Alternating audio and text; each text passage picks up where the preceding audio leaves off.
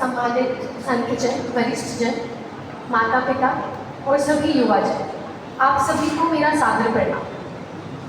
पहले मैं अपना थोड़ा सा इंट्रोडक्शन दे देती हूँ। मेरा नाम स्वाति आर्या है।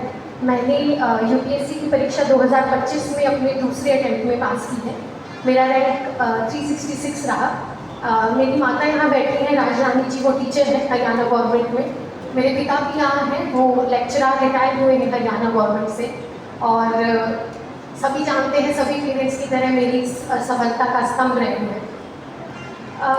सबसे पहले तो मैं संपूर्ण प्रबंधक समिति का आप सभी लोगों का बहुत बहुत धन्यवाद करना चाहूँगी कि आपने मेरे निजी सफलता को एक मंच दिया जिस पर वो सम्मानित हो सके, इतना प्रेम दिया, तो आप सभी का बहुत बहुत धन्यवाद।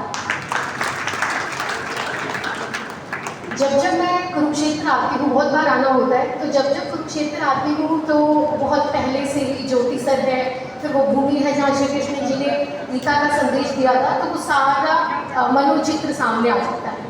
तो समझ आता है कि ये सिर्फ एक शहर नहीं है, एक हरियाणा की शान नहीं है, ये भारत की चेतना का केंद्र है। ये वह जगह है जहाँ श्री कृष्ण ने मानवता को धर्म कर्तव्य का मार्गदर्शन दिया था।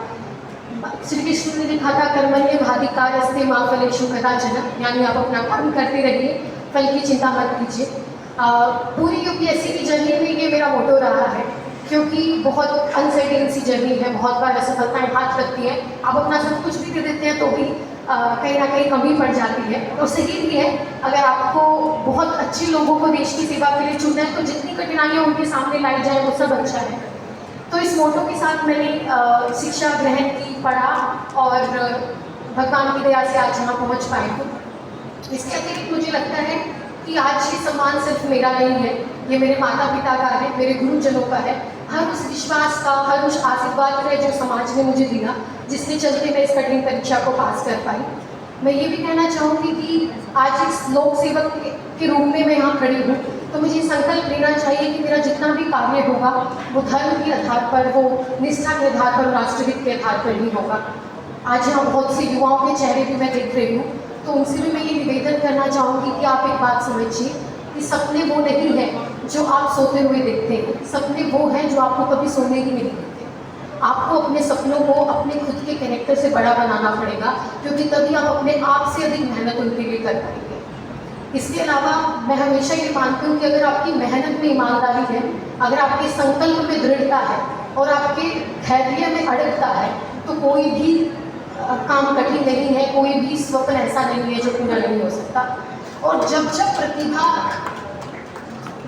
प्रतिभा सम्मान के समारोह होते हैं तो वो इसलिए नहीं होते कि किसी आदमी ने कोई विशिष्ट पद ले लिया है और उसका सम्मान किया जाना चाहिए। वो बार बार याद दिलाने के लिए दिए जाते हैं कि नॉर्मल इंसान नॉर्मल काम करके भी कुछ विशिष्ट कर सकता है।